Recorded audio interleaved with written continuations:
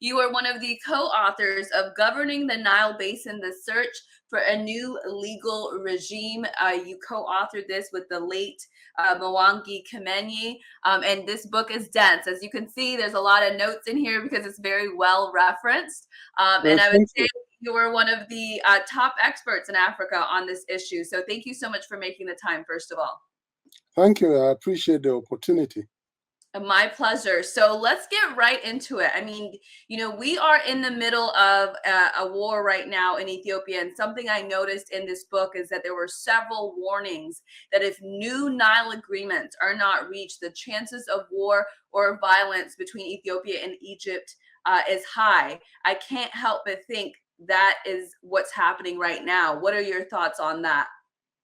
Well, the thing is that when you look at the region, what you discover immediately is that water from the Nile River is very important for Egypt. If you look at the map of Egypt, you see that most of the people in Egypt live along the banks of the Nile and the Nile Delta.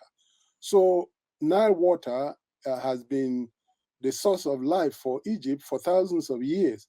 And what has happened is that during those years, because of underdevelopment in Ethiopia and political instability and other problems, Ethiopia has not actually had an opportunity to tap into the waters of the Nile. So the Egyptians have been able to use that water without any interruption.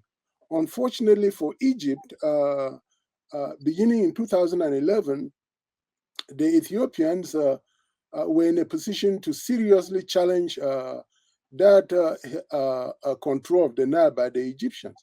And so I think this is why the Egyptians are really scared, primarily not necessarily because they believe that a dam on the Nile will allow Ethiopia to prevent them from having access to water. But I think what is happening in Egypt is that the Egyptians, for the first time, face the possibility that someone other than them would control the waters of the Nile River. And I think this is the fear that Egyptians have, and that is why you can hear Egyptian leaders talking about going to war with Egypt over water, and that is where the threat is coming from. Right, going to war with Ethiopia over water. Well, let's Um, talk about the legal framework that does exist. So there's a 1929 agreement that was signed between Egypt and Great Britain. Egypt was a colony of Great Britain at the time that basically gave Egypt all the power in terms of how to use the water and veto power on any constructions around the water. Can you tell us what that agreement was? Well, the agreement is referred to as, it was actually called exchange of letters between um, Great Britain, but we refer to it as the 1929 Anglo-Egyptian Treaty. Britain was signing the agreement on behalf of its colonies in Africa. We understand that to mean Tanzania, which was called Tanganyika at the time, Uganda, Kenya. And so, but in reality, Britain was signing the agreement because it wanted to develop Egyptian cotton to replace the cotton that it had been importing from the American South, and which it had lost as a result of the war, the Civil War in the U.S. Um, so agriculture was very important to Britain, and that is one of the reasons why the British came up with the idea of the treaty in order to allow Egypt to monopolize the waters of the Nile so that it could continue to produce agricultural products that were exported to the United Kingdom. And so, yes, the 29 agreement allocated most of the waters of the Nile to Egypt and Sudan and gave Egypt veto power over the construction of any structures, not just on the Nile River, but also on the tributaries of the Nile River. And so that's what the agreement did. The other thing that the agreement did was it also got geologists to determine the average annual flow of water in the Nile, and that was estimated at about 84 billion cubic meters. The agreement calls it milliard, the French word for a billion. So of that 84 billion cubic meters, some of the waters were given to Egypt and some to Sudan, but some water was left and was never allocated. You know what's really interesting, and it's something I marked in this book, and you just said it now, but I really want people to hear it again, is a lot of the 1929 agreement that was between essentially Egypt and Great Britain.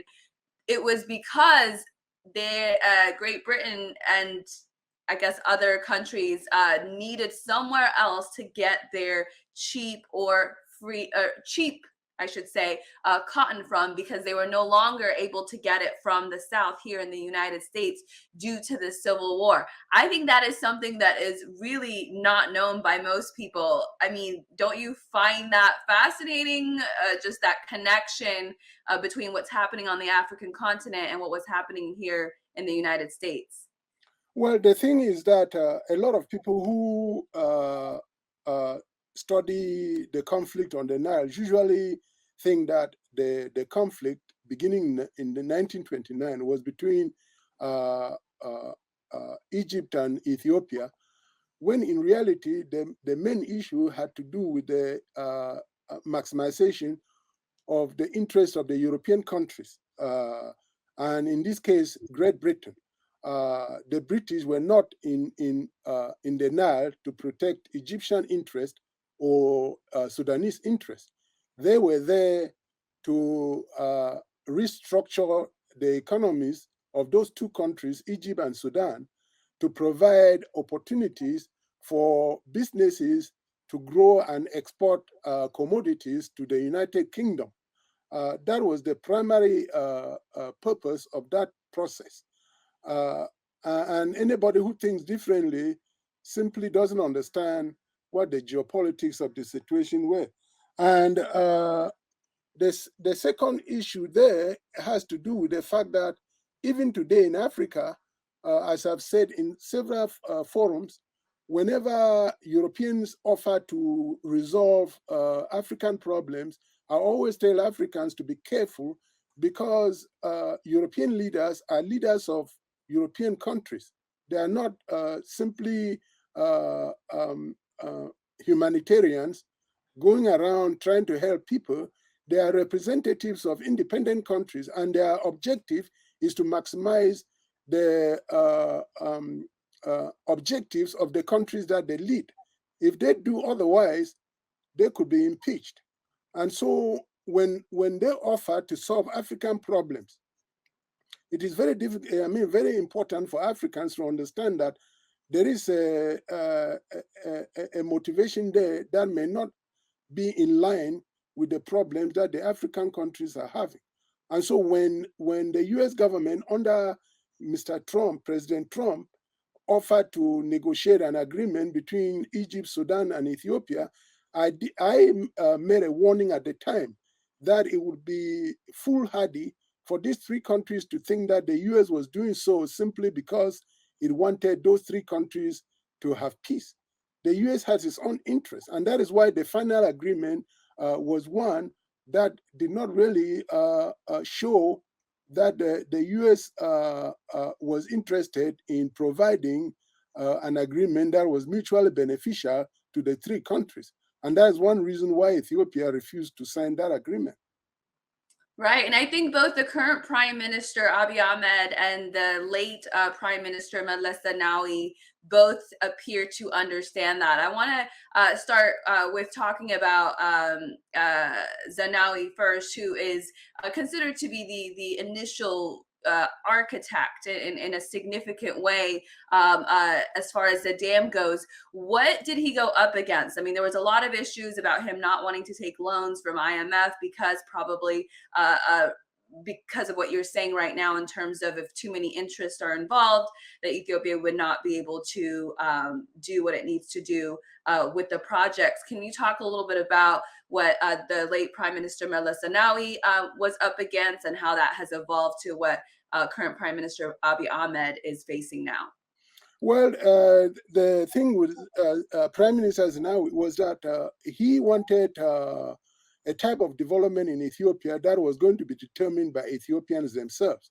He wanted the objectives of the dam to be part of a larger project for economic development in Ethiopia, and he wanted that issue to be determined and defined by Ethiopians.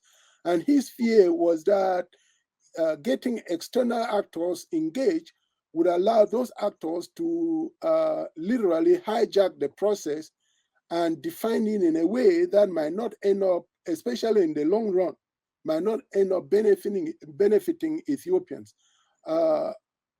Zenawi was a nationalist and also an Africanist in a way, in that he wanted economic development in Ethiopia to become a regional process in which economic development in Ethiopia will also benefit not just Ethiopia, but other countries in the region and in Africa as a whole.